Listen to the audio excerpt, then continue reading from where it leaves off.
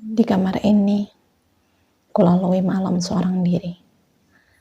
Tentang sepi, usah ditanya lagi. Seerat apa kami berkarib. Sungguh, kini hanya dia yang setia menemani. Kuat memeluk kesendirian ini. Di sudut itu, biasanya tertumpu netra ini pada keelokan paras Amalia. Tengah masyuk membersihkan wajah ayunya. Katanya sih, itu sebuah kewajiban bagi seorang wanita, agar elok itu tetap terjaga. Entahlah, yang pasti aku tak tertarik melakukannya. Rengekan agam pun terdengar riuh, memenuhi seluruh ruangan. Memanggil sang Buddha tak sabar, meminta ditemani dalam pelukan. Meski aku andam bersamanya. Hubungan mereka memanglah sangat dekat. Seerat darah dalam nadi. Indah, melebihi goresan warna di langit biru. Ah, Amalia, apa yang harus kulakukan untuk membawamu kembali? Jeritku meraung, rapat tersimpan dalam hati. Rindu ini terasa sangat kuat mendetum jiwa. Andai ia memiliki warna, mungkin telah pekat tak berpori. Dalam keputusasaan, layar pipi itu memanggil, sebelum akhirnya hening, tak lagi berbunyi. Nah, besok ibu mau ke rumahmu. Kemungkinan agak sore. Tolong kasih tahu Amalia ya. Dari tadi ibu ngabarin dia, tapi masih belum dibaca. Pesan singkat itu keterima melalui aplikasi berwarna hijau. Gelisah, sungguh aku mulai terbayang kerut wajah senja sang ibu. Pertanyaan demi pertanyaan tak henti menghujani diriku. Tentang Amalia, bagaimana akan kujelaskan perihal sosok menantu kesayangannya itu? Mengenai Agam, sudah pasti beliau datang atas dasar rindu pada cucunya. Namun untuk sekedar mencegah kedatangannya, sungguh hati ini menolak menjadi anak durhaka. Baik Bu, insya Allah. Nanti beliau sampaikan, balasku masih dengan otak yang membeku. Tak tenang, kulalui detik dengan rasa khawatir. Sudah jam 5 petang, namun hati ini masih sangat gelisah, enggan melangkah bergegas pulang. Lemah, keras ku coba menguatkan diri. Jika bukan aku yang menjelaskan, lalu siapa yang akan mengatakan? Biarlah, meskipun pahit, tapi akan lebih baik bila ibu mendengar langsung dari mulut putranya ini.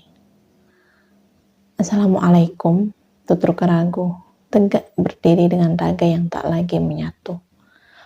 Waalaikumsalam, jawab ibu, bergegas membuka pintu.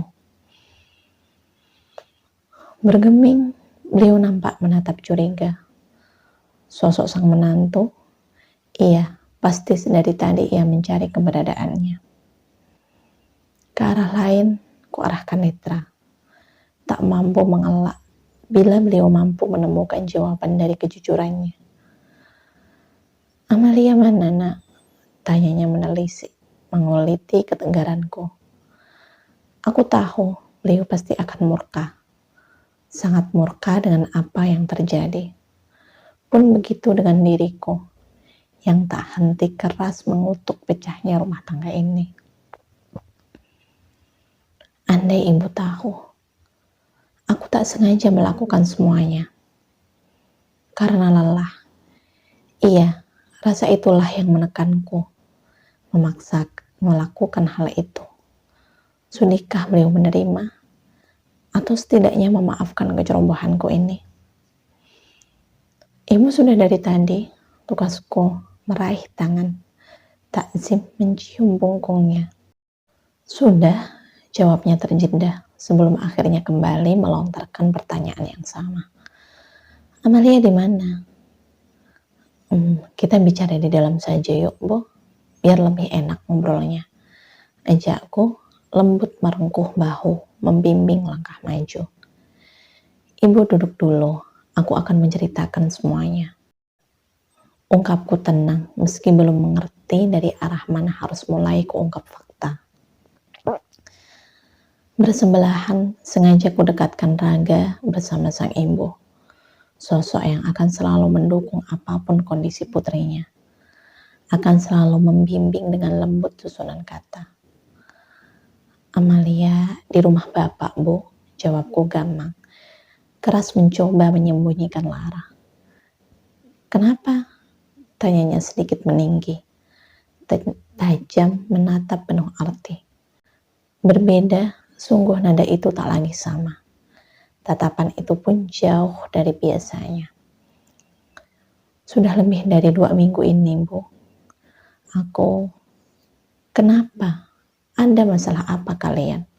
Pangkasnya keras, tak lagi memiliki kesabaran. Aku tak sengaja melakukannya, Bu. Sungguh, malam itu aku sangatlah lelah.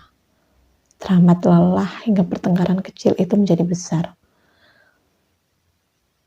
Hatiku membara. Meski pagi telah kembali, tetap saja murkaku enggan pergi. Panjang kuhala nafas berat sebelum kembali melanjutkan kalimat. Hingga pagi itu kuucap sesuatu yang seharusnya mampu kupendam, Bu. Kulakukan sesuatu yang seharusnya mampu kutahan. Lirihku gemetar. Apa itu? Apa yang sudah kamu lakukan pada Amalia? Serunya mulai gusar. Aku mengantarnya pulang ke rumah bapak, Bu. Aku tak tahu mengapa bisa berlaku sejauh itu. Tapi sungguh, aku tak sengaja, Bu. Aku tak bermaksud seperti itu. Lirihku terbata, melipat rahang tak berdaya. Astagfirullah, timbal ibu gemetar. Dengan nitra berkaca-kaca, luruh terduduk dalam luka yang sama. Cintanya pada Amalia memang sangatlah besar dan nyata. Bahkan tak henti beliau selalu membanggakan pribadi menantunya itu. Dan kini, kenyataan berlaku begitu pahit. Sangat getir untuk diterima nalarnya. Tanpa memberitahu ibu, kok ambil keputusan seberat itu, Nak? Kenapa? Apa kau tak lagi membutuhkan pendapat ibu? Serunya, mendongak. Deras mengalir air dari kedua sudut netra senjanya. Usianya tak lagi muda, tapi luka itu harus beliau rasa. Sungguh, bukan hanya tak pantas dibangga, aku pun menjadi sosok anak tak berguna. Maaf, Bu, maafkan aku, lirihku bersimpuh, erat memeluk lututnya. Mengembalikan seorang istri pada orang tuanya bukanlah hal yang patut kau sebut sebagai ketidaksengajaan, Nak. Tak pantas kau sebut seperti itu, lirih ibu nyaris tak terdengar. Tersenduh, iya, wanita yang selalu kukagumi itu mulai terisak pilu. Menyayat perih, mengiris kalbu. Aku tahu, aku memang telah bersalah mengembalikan Amalia. Aku sangat salah. Tapi beberapa kali aku mencoba mendatanginya kembali, Bu. Memohon maaf tanpa pembelaan. Mengiyakan setiap cerca tanpa balasan. Namun tetap saja, Amalia lantang menolak rujukku. Dan Bapak, iya, beliau pun keras menentang niat baik itu. Ucapku terjeda, berat meski hanya untuk merangkai kata. Apakah aku telah kehilangan hak, Bu? Wewenang untuk merujuk istriku? Bukankah jalan itu masih lebar terbuka untuk golongan talak 1? Tapi mengapa hal baik itu harus mereka tutup serapat ini? Menggeleng, beliau nampak menggerakkan kepala sangsi. Jangan kau salahkan Pak Heru, Nak. Jangan. Kau tak bisa melakukan itu. Sungguh, beliau hanyalah orang tua yang pasti akan melindungi anaknya. Apapun yang terjadi. Dan kamu tak bisa menyalahkan itu. Jangan pula kau limpahkan kekesalanmu pada Amalia. Dia adalah seorang wanita. Hatinya lembut dan sangat mudah retak. Kau telah menghancurkannya. Tak semudah itu untuk memintanya kembali tegak. Tolak Ibu menekan tegas setiap alunan kata. Apa yang harus kulakukan, Bu, untuk memperbaiki semua ini? Membawa istri dan anakku kembali. Tanpa mereka, aku tak tahu cara melewati waktu. Aku tak tahu, Bu, ucapku terisak pilu. Berat terdengar hembusan nafas dari rongga wajahnya. Lembut mengusap pucuk kepalaku imba. Ibu pun tak tahu, Nak. Tapi coba besok kita ke sana. Biar Ibu yang menemui mereka. Semoga maaf itu masih ada untukmu, Nak. Tapi jika memang telah hancur, kau pun harus ikhlas menerima. Berat memang, bukan hanya untukmu, tapi juga untukku, untuk keluarga kita, ucap Ibu, lengkap dengan gejolak nestapa. Jauh netra itu nampak menerawang perih. Amalia. Dia adalah sosok istri sempurna. Berparas elok, berucap santun, dan berbudi luhur. Dia adalah menantu idaman bagi setiap mertua. Tapi bagaimana kau bisa membuang Intan begitu saja? Apa kesalahan Amalia, Nak? Apa? Tanyanya mencerca. Aku merasa dia tak mampu mensejajarkan langkah bersama aku, Bu. Aku merasa Amalia tak bisa hidup sesuai dengan impianku. Menggapai indah keluarga sederhana.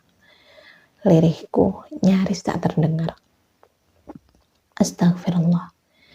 Inilah mengapa dulu Ibu tak bisa menerima dirinya saat kau perkenalkan sebagai calon istri, Nak. Bukan karena Ibu tak menyukai Amalia. Sungguh, Ibu sangat mengagumi sosoknya. Tapi lebih pada dirimu. Ibu tahu kau seperti apa. Sangat keras pada pendirianmu sendiri. Merasa sempurna pada pemikiran sendiri. Namun ibamu meluluhkanku menerima hubungan kalian dalam ikatan pernikahan. Ibu tak punya pilihan lain kecuali berdoa agar Allah berkenan melembutkan hatimu.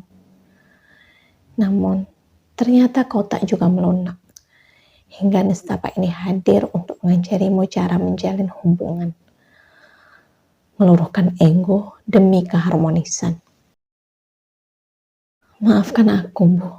Sungguh tak akan lagi kuulangi semua ini. Tak akan. Kepergian mereka sangatlah cukup mencambuk, mematikan egoku.